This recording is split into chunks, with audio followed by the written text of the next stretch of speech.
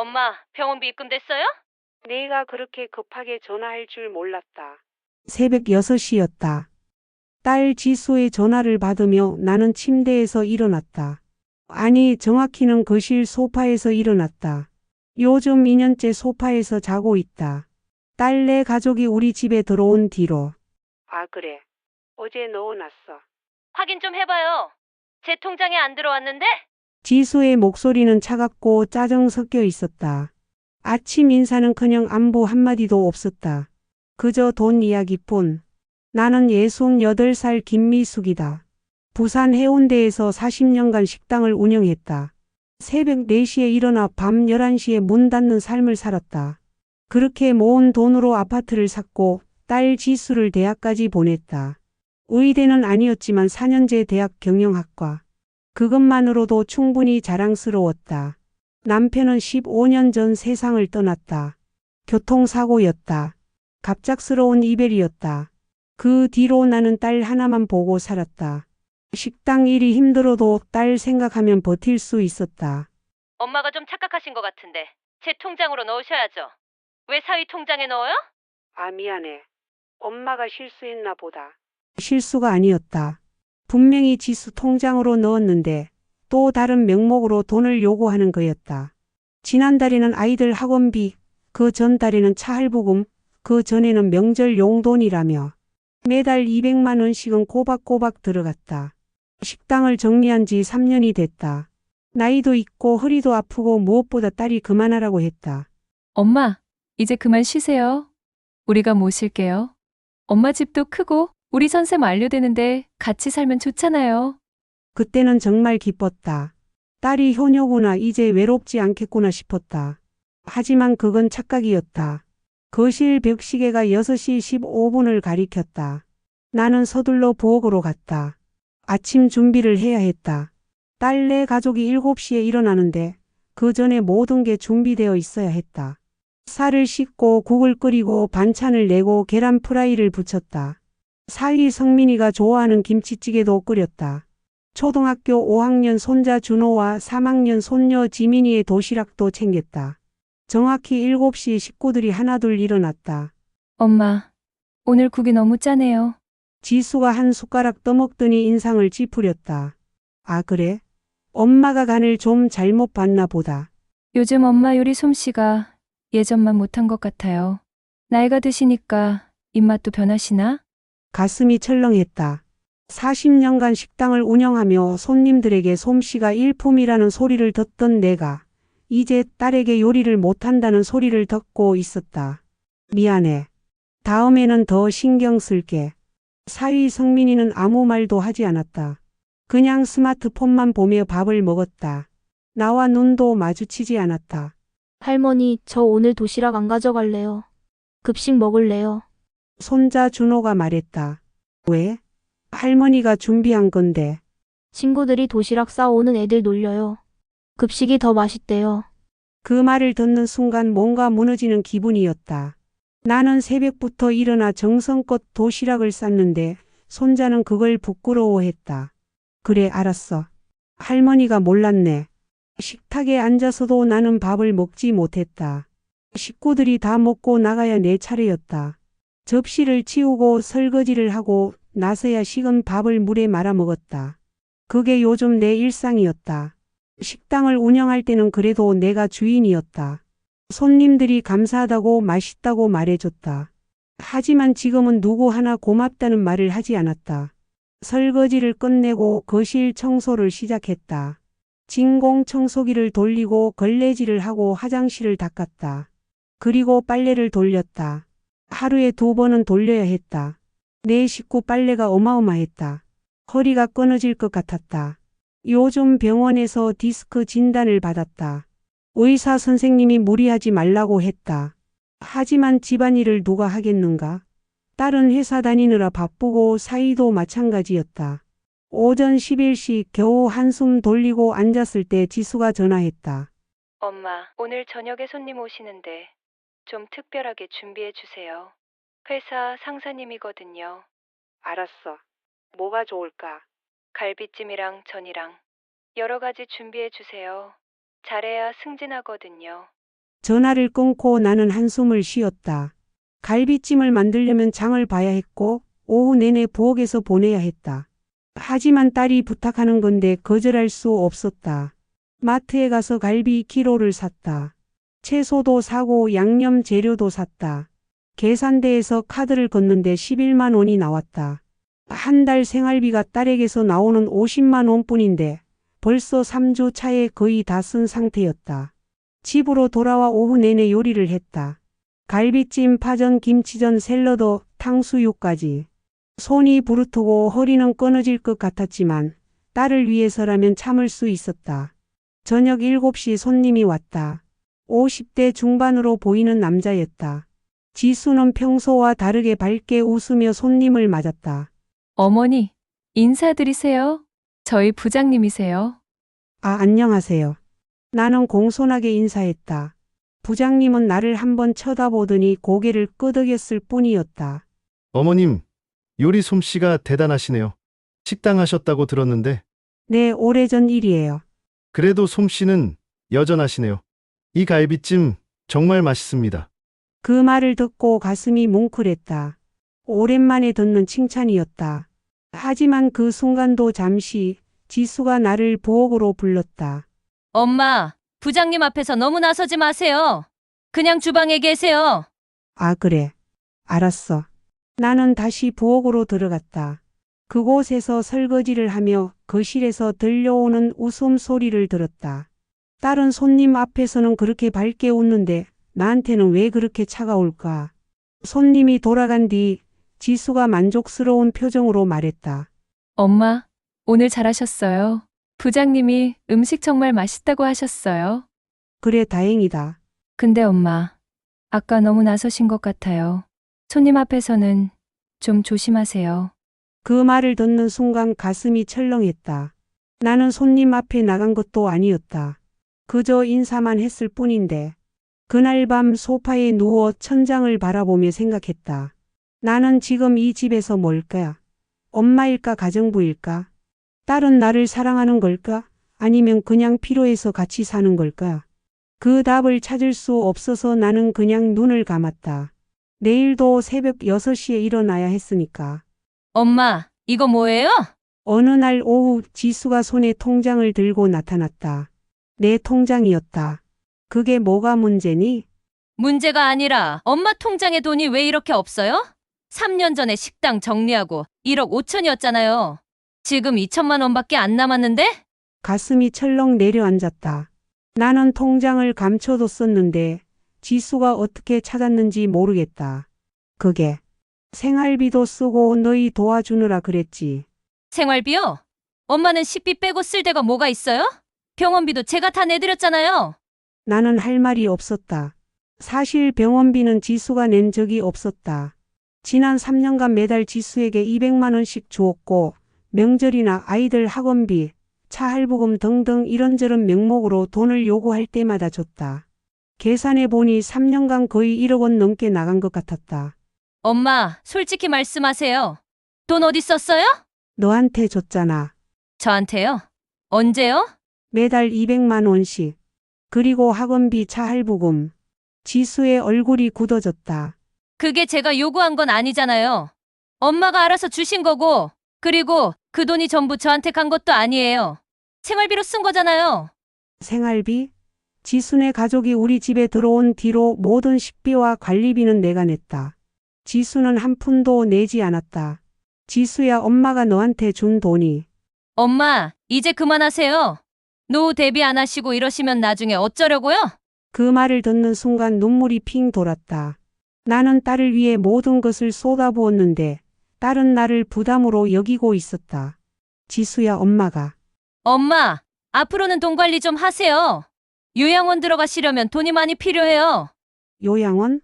그 단어가 가슴에 비수처럼 꽂혔다.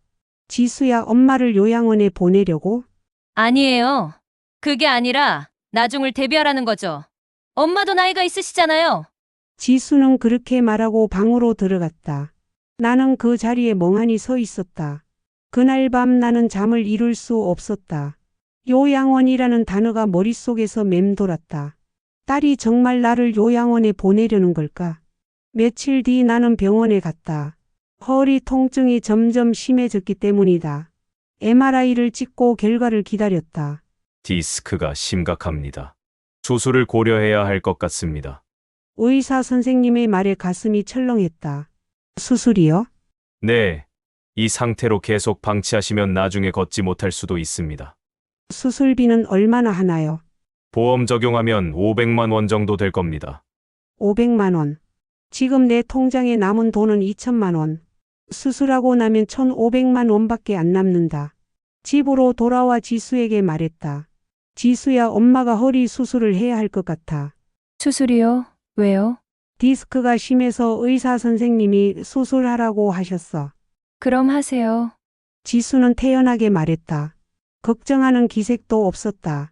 수술비가 500만 원 정도 든대. 엄마 돈으로 하세요. 통장에 있잖아요. 그런데 수술하고 나면 한 달 정도 움직이기 힘들 것 같은데. 그럼 어쩌라고요? 저는 회사 다녀야 하고, 오빠도 바쁜데, 엄마 수발까지 들 수는 없어요. 그 말을 듣는 순간 눈물이 났다. 딸이 이렇게 차가울 수 있나? 지수야, 엄마가 아프다는데. 엄마, 저도 엄마만큼 힘들어요. 회사 다니면서 집안일까지 신경 쓰려니까 얼마나 힘든지 아세요? 집안일? 지수가 집안일을 한 적이 있었나? 모든 건 내가 다 했다. 엄마가 다 하잖아. 그래도 신경 쓰이잖아요. 엄마, 제발 좀 이해해 주세요. 지수는 그렇게 말하고 방으로 들어가 버렸다. 나는 거실에 혼자 남겨졌다. 그날 밤 나는 결심했다. 수술은 혼자 받기로. 딸에게 부담 주고 싶지 않았다. 수술날 나는 혼자 병원에 갔다. 지수에게도 말하지 않았다. 아침 일찍 나와서 택시를 타고 병원으로 향했다. 수술복으로 갈아입고 수술실 앞에서 기다릴 때 간호사가 물었다. 보호자분은 안 오셨어요? 네, 혼자 왔어요. 수술 후에 누군가 있어야 하는데. 괜찮아요. 혼자서도 할 수 있어요. 간호사는 안쓰러운 표정으로 나를 바라봤다. 수술은 2시간 정도 걸렸다. 마취에서 깨어났을 때 병실은 텅 비어 있었다. 옆 병상에는 할머니 한 분이 계셨는데 아들, 며느리, 손자들이 둘러싸고 있었다. 어머니, 괜찮으세요? 물 좀 드릴까요? 아, 고마워. 그 장면을 보는데 눈물이 났다. 나는 왜 혼자일까? 딸은 왜 여기 없을까? 저녁 무렵 지수에게서 전화가 왔다. 엄마, 어디 가셨어요? 집에 안 계시네요. 병원에 있어. 병원이요? 왜요? 수술했어. 수술이요? 오늘이요? 왜 말씀 안 하셨어요? 너 바쁠까봐. 그래도 말은 하셔야죠. 지금 어느 병원이에요? 괜찮아. 내일 퇴원할 거야. 엄마, 진짜. 지수는 더 말하지 않았다. 통화를 끊고 나서 나는 또 울었다. 다음 날 오전 퇴원했다. 허리가 아파서 제대로 걷지도 못했지만 택시를 타고 집으로 돌아왔다. 현관문을 열고 들어갔을 때 지수가 나를 맞았다. 엄마, 수술 잘 됐어요? 응, 잘 됐어. 그럼 다행이네요. 근데 엄마, 오늘 저녁 준비는 하실 수 있죠? 그 말을 듣는 순간 세상이 무너지는 기분이었다. 지수야, 엄마가 어제 수술했는데. 그래도 밥은 해야죠. 우리가 굶을 수는 없잖아요. 나는 아무 말도 할 수 없었다. 그냥 고개를 끄덕였다. 그날 저녁 나는 통증을 참으며 저녁을 준비했다. 국을 끓이고 반찬을 내고 밥을 지었다. 허리가 끊어질 것 같았지만 참았다. 식탁에 앉아서도 나는 밥을 먹지 못했다. 너무 아파서 식욕이 없었다. 엄마, 밥 안 드세요? 응, 배가 안 고파서. 그래요? 그럼 설거지만 하시고 쉬세요. 설거지까지 하라고? 나는 믿을 수 없었다. 그날 밤 소파에 누워 생각했다. 나는 지금 이 집에서 정말 엄마일까? 아니면 그냥 가정부일까? 며칠 뒤 나는 우연히 지수와 성민이의 대화를 들었다. 새벽에 화장실에 가려다가 방문 틈으로 들려오는 소리를 들었다. 여보, 솔직히 장모님 때문에 너무 답답해요. 성민이의 목소리였다. 나도 알아요. 근데 어쩌겠어요? 요양원은 어때요? 요즘 좋은 곳 많다던데. 요양원. 다시 그 단어가 나왔다. 그런데 돈이 많이 들잖아요. 장모님 통장에 아직 돈 있잖아요. 그거로 충분하지 않을까요? 그것도 그렇네요. 나는 그 자리에 얼어붙었다. 딸과 사이가 나를 요양원에 보낼 계획을 세우고 있었다. 그것도 내 돈으로. 다리에 힘이 풀려백에 기댈 수밖에 없었다. 심장이 미친 듯이 뛰었다. 40년 동안 식당 운영하며 모은 돈으로 딸을 키우고 딸 네 가족을 먹여 살렸는데 이제 나를 요양원에 보내려고? 그날 밤 나는 결심했다. 더 이상 참지 않기로. 다음 날 아침 나는 평소와 다르게 행동했다. 아침 준비를 하지 않았다. 딸 네 가족이 7시에 일어났을 때 식탁에는 아무것도 차려지지 않았다. 엄마, 아침은요? 지수가 놀란 표정으로 물었다. 오늘은 못했어. 허리가 너무 아파서. 그럼 어떻게 해요? 우리 먹을 게 없는데. 너희가 알아서 해 먹어. 엄마, 지금 장난하세요? 지수의 목소리에 짜증이 섞여 있었다. 장난 아니야. 진짜 아파. 나는 소파에 앉아서 TV를 켰다. 딸 네 가족은 당황한 표정으로 서 있었다. 여보, 어떻게 해요? 성민이가 지수에게 물었다. 편의점 가서 김밥이나 사 먹어요. 결국 그들은 편의점 음식으로 아침을 때웠다. 나는 그 모습을 보며 속으로 웃었다. 이제부터 시작이다. 오전 내내 나는 청소도 하지 않고 빨래도 돌리지 않았다. 그냥 TV를 보며 시간을 보냈다. 지수가 출근하기 전에 나를 불렀다. 엄마, 오늘 왜 이러세요? 몸이 안 좋아서. 진짜 아프세요? 응, 진짜 아파. 지수는 의심스러운 표정으로 나를 바라봤지만 더 이상 말하지 않고 집을 나갔다. 집이 조용해지자 나는 행동에 나섰다. 먼저 부동산에 전화했다. 여보세요, 집을 팔고 싶은데요. 어떤 집이신가요? 해운대 32평 아파트요. 금매로 내놓고 싶어요. 아, 그 지역이면 수요가 많은데요. 금매면 빨리 나갈 겁니다. 좋아요. 최대한 빨리 팔아주세요. 가족분들은 아시나요? 제 집이에요. 제가 알아서 해요. 전화를 끊고 나는 한숨을 쉬었다. 심장이 두근거렸다. 68년을 살면서 이렇게 큰 결정을 혼자 내려본 적이 없었다. 하지만 이제는 달라져야 했다. 더 이상 딸 네 가족의 가정부로 살 수는 없었다. 오후에 부동산 아저씨가 왔다. 집을 둘러보더니 만족스러워했다. 상태가 정말 좋네요. 할머님이 관리 잘하셨나 봐요. 40년 동안 식당 운영하면서 번 돈으로 산 집이에요. 아, 그러셨구나. 이 정도면 시세가 7억 정도 하는데 금매로 하시면 6억 5천 정도에 나갈 것 같습니다. 좋아요. 일주일 안에 팔 수 있나요? 네, 가능합니다. 이 지역은 수요가 많아서요. 부동산 아저씨가 돌아간 뒤 나는 친구 영희에게 전화했다. 영희는 내 40년지기 친구였다. 영희야, 나 큰일 저질렀어. 무슨 일인데? 집 팔기로 했어. 뭐? 지수네랑 같이 사는 그 집? 응. 더 이상 못 참겠어. 나는 영희에게 그동안의 모든 일을 털어놨다. 얼마나 힘들었는지, 딸이 나를 어떻게 대했는지, 요양원 얘기까지. 미수가 잘했어? 진작 그랬어야지. 근데 너무 무서워. 이러는 게 맞는 건지. 맞아. 넌 68년을 남을 위해 살았잖아. 이제는 너를 위해 살아야지. 영희의 말에 용기가 났다. 나 제주도로 이사 갈까봐. 거기서 새로 시작하려고. 그래, 좋은 생각이야. 내가 제주도에 아는 사람이 있어. 소개해 줄게. 그날 밤 지수가 퇴근했을 때 집안이 엉망이었다. 청소도 안 했고 빨래도 그대로였고 저녁도 준비되지 않았다. 엄마, 이게 무슨 일이에요? 지수가 화난 표정으로 물었다. 오늘은 몸이 안 좋아서 못했어. 그럼 미리 말씀이라도 하셔야죠. 우리가 뭘 먹어요? 배달시켜 먹든지 너희가 해 먹든지 해. 엄마, 진짜 왜 이러세요? 나는 대답하지 않았다. 그냥 소파에 앉아서 TV를 봤다. 지수는 화가 나서 방으로 들어갔다. 나는 그제야 한숨을 쉬었다. 사흘째 되는 날 매수자가 나타났다. 40대 부부였는데 집을 정말 마음에 들어 했다. 할머님, 이 집 정말 좋네요. 저희가 꼭 사고 싶어요. 그래요? 그럼 계약 진행하시죠. 계약금 5천만 원을 받고 2주 후에 잔금을 치르기로 했다. 그날 밤 나는 영희와 통화했다. 영희야, 계약했어. 오, 진짜? 이제 어떻게 할 거야? 잔금 받으면 바로 제주도로 내려갈 거야. 알았어. 내가 집 알아봐 줄게. 바다 근처에 괜찮은 빌라 있어. 고마워, 영희야. 무슨 소리야? 40년 친구가 이런 걸로 고마워하면 안 되지. 일주일이 지났다. 나는 계속해서 집안일을 하지 않았다. 청소도 요리도 빨래도. 지수는 점점 짜증이 났다. 엄마, 도대체 언제까지 이러실 거예요?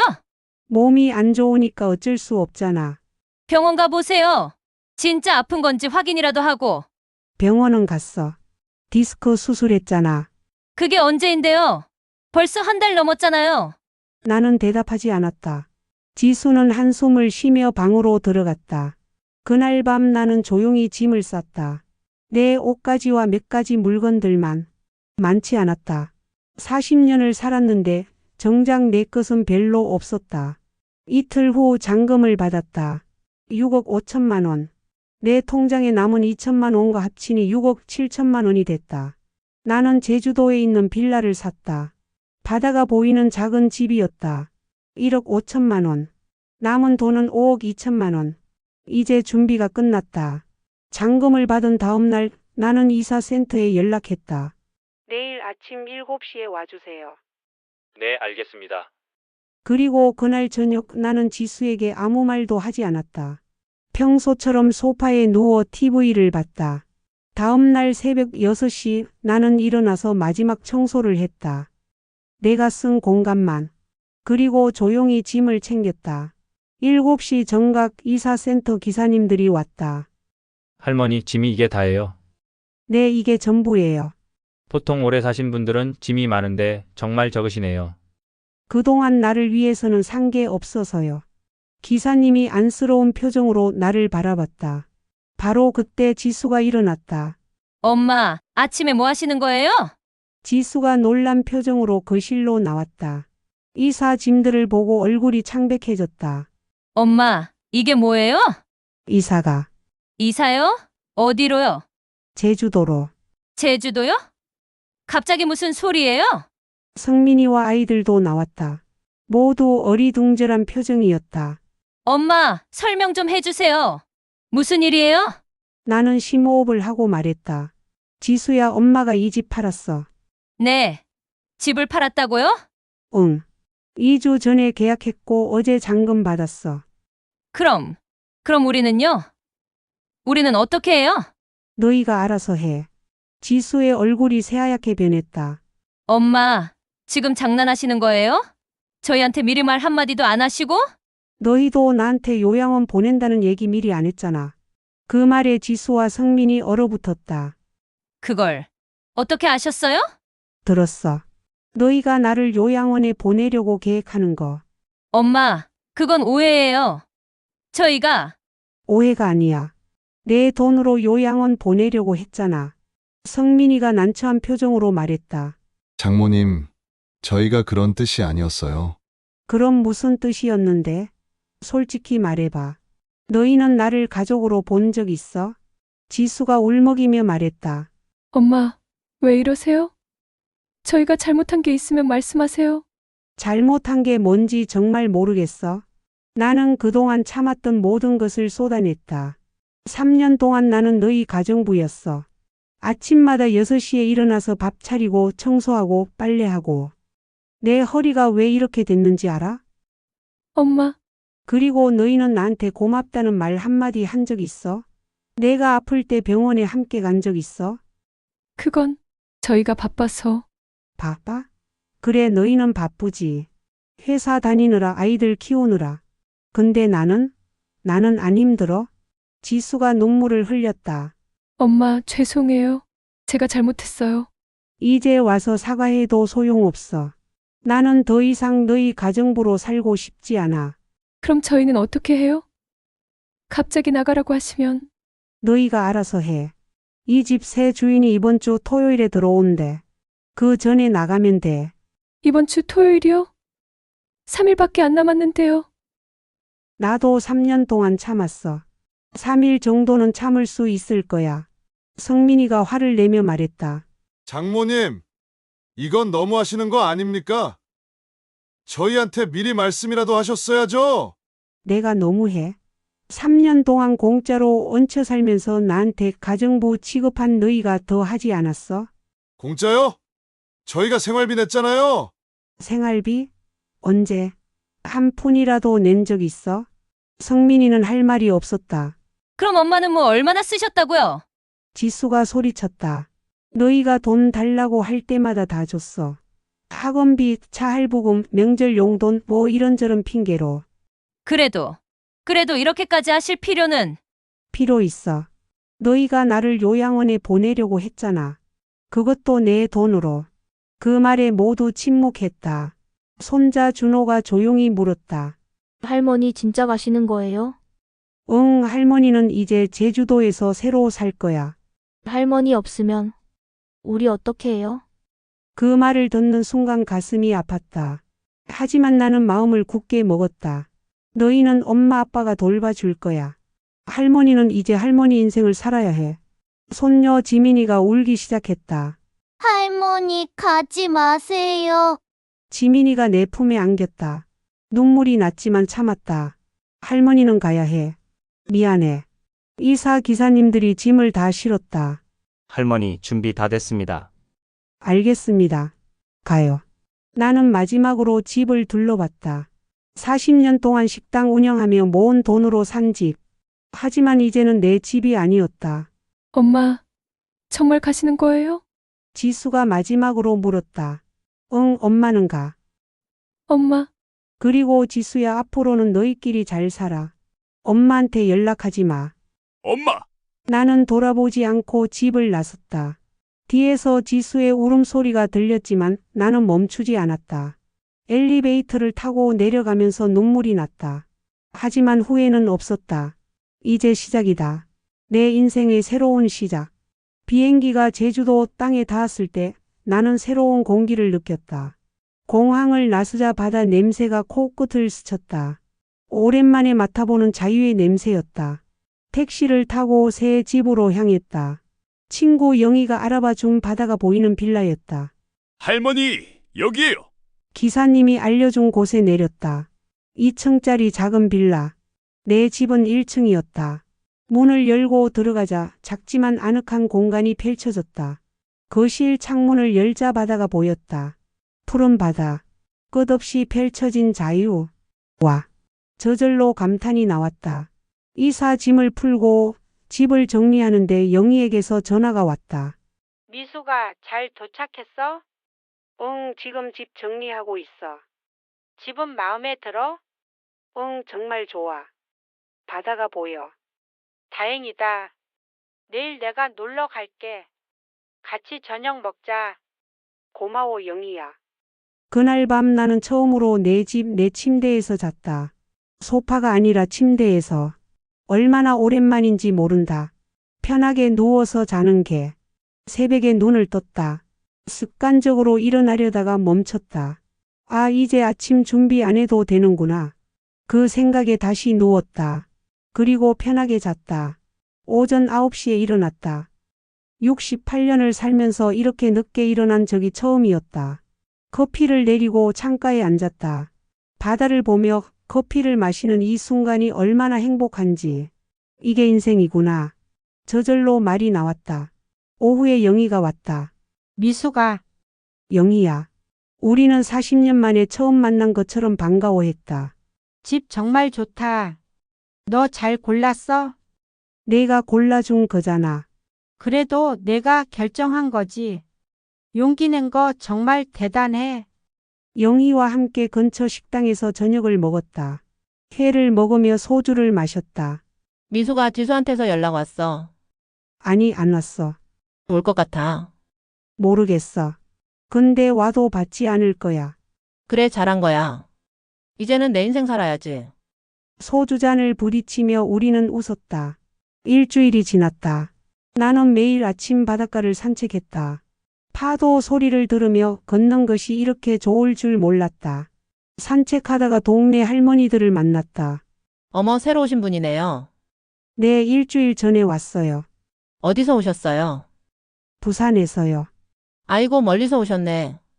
혼자 사세요? 네, 혼자요. 우리도 다 혼자 살아요. 같이 차 마실까요? 그렇게 나는 동네 할머니들과 친해졌다. 정순이, 경자, 오키. 모두 혼자 사는 할머니들이었다. 저희도 다 자식들한테 서운해서 혼자 나왔어요. 정순이가 말했다. 저도요. 아들네 집에서 10년 살았는데 결국 나왔어요. 경자가 말했다. 저는 딸네 집에서 나왔어요. 더 이상 못 참겠더라고요. 오키가 말했다. 나는 내 이야기도 했다. 그동안 얼마나 힘들었는지, 왜 여기까지 오게 됐는지. 할머니들은 모두 공감하며 고개를 끄덕였다. 우리 다 똑같아요. 자식 위에 평생 살았는데 결국 버림받았어요. 그래도 여기 와서 좋잖아요. 우리끼리 잘 살아요. 맞아요. 이제는 우리가 주인공이에요. 할머니들과 함께 차를 마시며 웃는 시간이 정말 행복했다. 2주가 지났을 때 지수에게서 전화가 왔다. 하지만 나는 받지 않았다. 문자가 왔다. 엄마, 연락 좀 받아주세요. 할 말이 있어요. 나는 답장하지 않았다. 다음 날 또 전화가 왔다. 이번에는 10통 넘게. 결국 받았다. 왜? 엄마, 저예요. 지수의 목소리는 많이 지쳐 있었다. 알아. 왜 전화했어? 엄마, 저희 지금 정말 힘들어요. 그래. 또 구하지 못했고 임시로 아주버님네 집에 얹혀 있는데 그래서?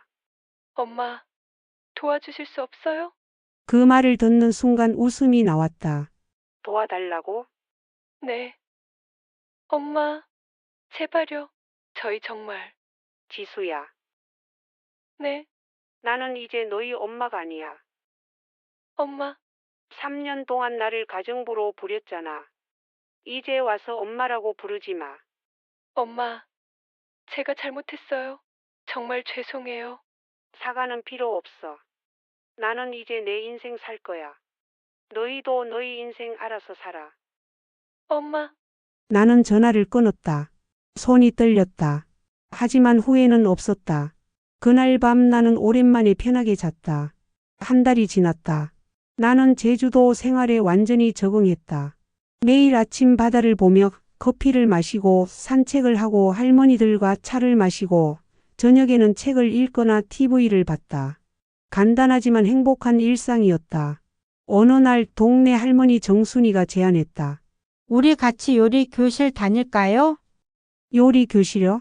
네, 동네 문화센터에서 하는 거예요. 한식, 양식, 중식 다 가르쳐 준대요.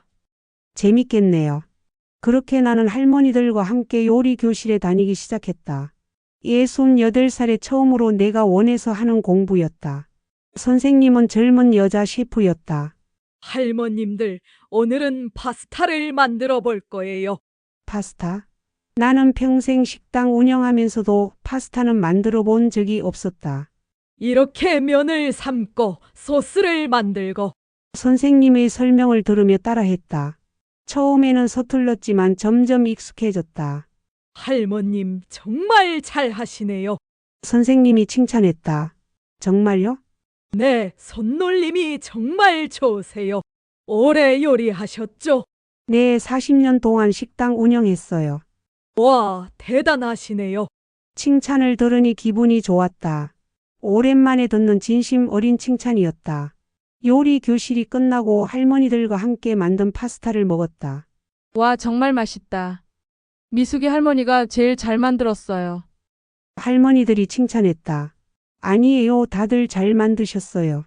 우리는 함께 웃으며 파스타를 먹었다. 그 순간이 정말 행복했다. 2개월이 지났을 때 나는 작은 텃밭을 시작했다. 빌라 뒤편에 작은 공터가 있었는데 주인 아저씨가 사용해도 된다고 했다. 할머니, 여기서 채소 키우셔도 돼요. 정말요? 감사합니다. 나는 상추, 고추, 토마토 모종을 심었다. 매일 아침 물을 주고 잡초를 뽑고 정성껏 돌봤다. 그리고 한 달 후 첫 수확을 했다. 와, 상추가 이렇게 컸어. 직접 키운 상추로 쌈을 싸 먹었다. 정말 맛있었다. 할머니들을 초대해서 함께 먹었다. 미숙이 할머니 정말 맛있어요. 직접 키우니까 더 맛있는 것 같아요.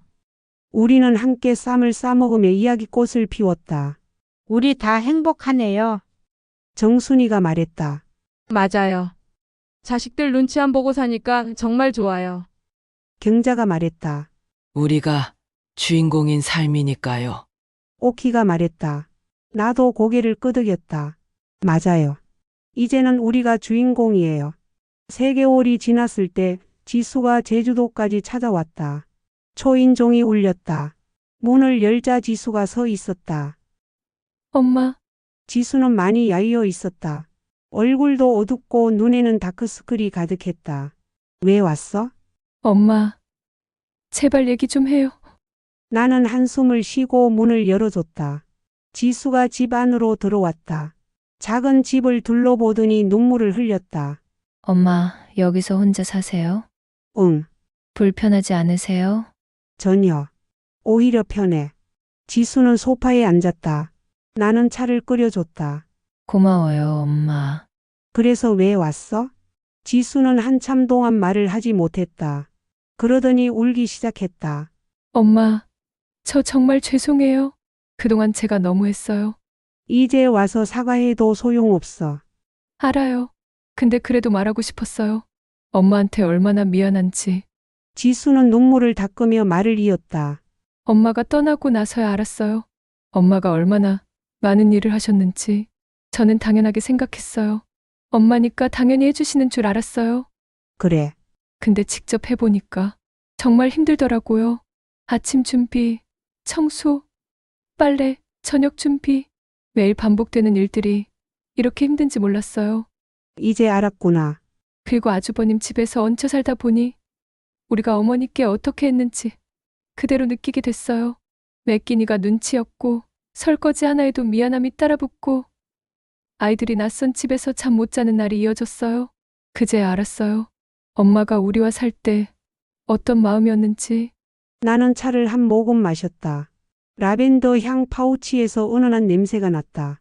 딸의 말이 바다 바람에 실려났게 흔들렸다. 그래, 내가 말했다. 늦었지만 알아차렸구나. 지수는 고개를 끄덕였다. 돌아가자고 말하려고 온 건 아니에요. 그건 욕심이라는 거 알아요. 다만 한 번만 기회를 주세요. 제가 사람답게 배우고 엄마한테 부끄럽지 않게 살겠다고 약속드리고 싶어요. 나는 창밖의 수평선을 보았다. 파도는 밀려오고 또 물러났다. 반복이 삶을 닮았고 물러남이 배움이었다. 용서는 감정이고 경계는 결정이었다. 나는 결정을 먼저 꺼내놓기로 했다. 지수야, 우리 둘 사이에선 정보, 결정, 감정 순서로 말하자. 우선 정보부터. 너희 지금 사는 곳은? 월세 얻었어요. 작은 투룸. 이번 주에 입주해요. 생활은 빠듯하지만 저희 힘으로 해볼게요. 좋아. 그럼 결정. 나는 여기서 혼자 살 거야. 같이 살자는 제안은 앞으로도 받지 않아. 대신 방문은 분기 1회 하루 머무름만 허락할게. 잠은 게스트하우스나 숙소에 잡아. 이 집은 내가 나로서 숨 쉬는 곳이니까. 지수는 고개를 끄덕였다. 네, 알겠어요. 그 다음 감정. 나는 숨을 고르고 천천히 말했다. 서운했어. 외로웠고 아팠고 그래서 이 집 문을 나온 거야. 하지만 미워하고 싶진 않아. 미움은 오래 들고 다니기엔 너무 무거워. 지수의 눈가가 젖었다. 엄마 고마워요. 나는 티스푼으로 컵을 한 번 두드렸다. 마무리로 또렷하게 서로의 역할을 적어두듯 말했다. 앞으로 너희가 할 일은 3가지야. 첫째, 너희 집 살림을 너희 힘으로 꾸려. 둘째, 아이들한테 돌봄이 공짜가 아니었다는 사실을 가르쳐. 고마움을 말로만 하지 말고 행동으로 반복해. 셋째, 부탁이 필요한 날엔 정보, 결정, 감정 순서를 지켜서 전화해. 나는 내가 할 수 있는 만큼만 도울 거야. 돈부터 말하지 않을 거고. 지수는 조용히 메모장을 꺼냈다. 서툰 글씨로 적는 소리가 방 안을 채웠다. 마지막으로 내가 덧붙였다. 내가 너한테 바라는 건 사과가 아니야. 지속이야. 너도 준호도 지민이도 각자 몫의 삶을 살아. 그게 나한테 주는 가장 큰 효도야. 잠시 침묵. 바다의 숨소리가 창을 스쳤다. 지수가 주머니에서 봉투 하나를 꺼냈다. 이거 편지예요. 준호랑 지민이가 쓴 거. 문화센터 도서정리 봉사 확인서랑 같이요. 매주 토요일 2시간씩 다녀요. 할머니에게 배우고 싶대요. 보내는 법을. 나는 봉투를 받아들고 천천히 펼쳤다. 삐뚤빼뚤한 글씨. 할머니, 저희가 정리한 책이 다른 사람이 빌려가는 걸 보니 신기했어요. 다음 사람에게 가는 게 멋있다고 느꼈어요. 저희도 다음 사람에게 좋은 걸 보내는 사람이 될게요. 나는 웃었다. 나 없는 내가 이어지는 법 어느새 네모칸 안에서 자라고 있었다. 점심 먹고 가. 내가 말했다. 된장찌개 끓여줄게. 근데 조건 있어. 지수가 눈을 크게 떴다. 무슨 조건이요? 주방엔 한 사람만. 넌 거실 청소. 나랑 역할 겹치지 않기. 알겠지? 네. 우리는 각자 자리에서 움직였다. 나는 된장을 풀고 마늘을 다졌다. 주방 창으로 바다가 보였다. 거실에서는 진공 청소기 소리가 낮게 울렸다.